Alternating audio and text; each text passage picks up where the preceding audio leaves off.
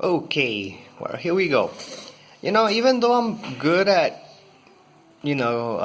taking apart a computer and putting it back together, repairing computers, that's what I am, just a technician. I have no idea on how to create videos and edit pictures, all that. That's my wife's job.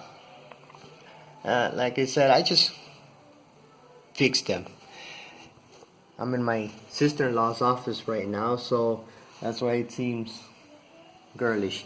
Anyways, I created this presentation and I'm going to record it as I go through the slides and just explain a little bit about what we've learned throughout this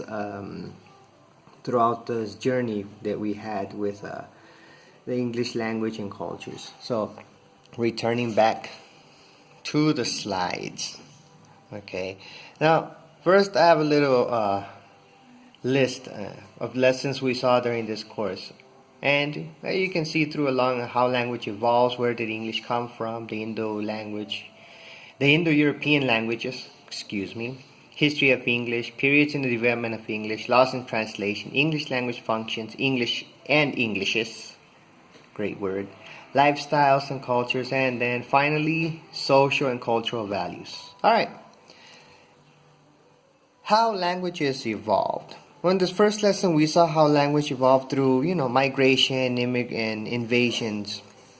I'm just going to talk a little bit about that. Okay, where did English come from? We had to do a mind map there. The following lesson, we followed the string of English, the English language, and we answered the question, where did it come from?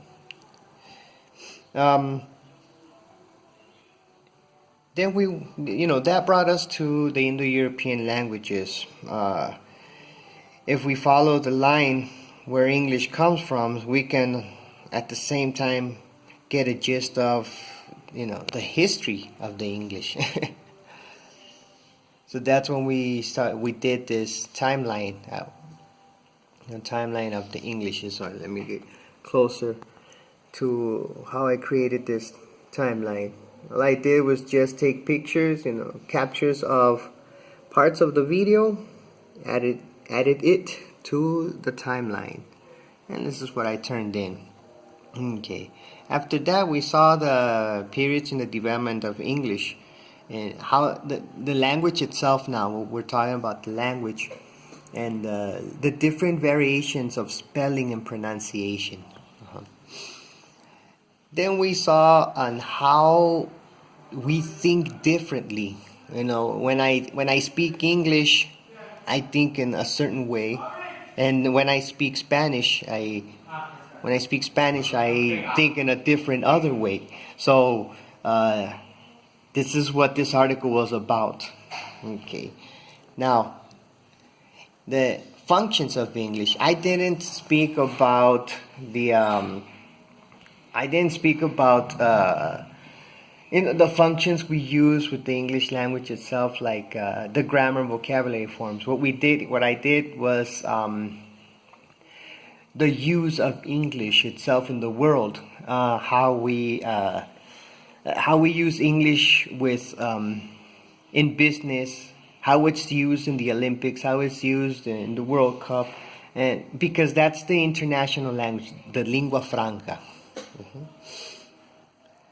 And the different English and Englishes, and the main ones, which is the American British English. The people here in Mexico want to learn American or British.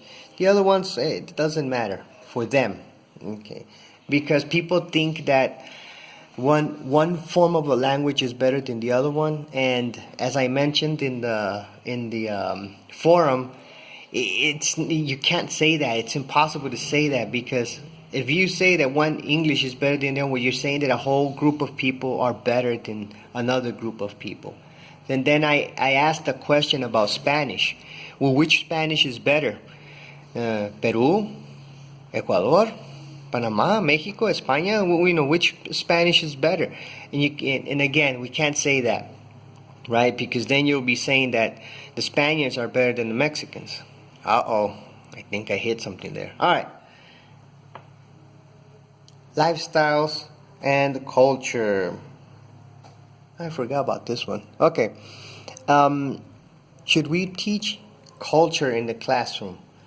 And with my experience teaching Chinese students online, it's impossible not to teach culture when we teach English. Okay. Social and cultural values. Oh, I'm running out of time here. 5 minutes, 20 seconds. Sorry. Social and cultural values. Okay. I believe it's imperative to teach culture, as I mentioned before. People need to understand the culture of a certain language, because they get offended with certain expressions and idioms. Very quick, an example I can ask you: why don't you yell out "high five" to a Muslim woman? Right? You can't. You'll offend the people, and you'll get offended because they got offended. So, we have to, on the other side, it's important for us to respect the culture from students. We don't want to offend anyone, so respect their culture, and at the same time teach about our culture.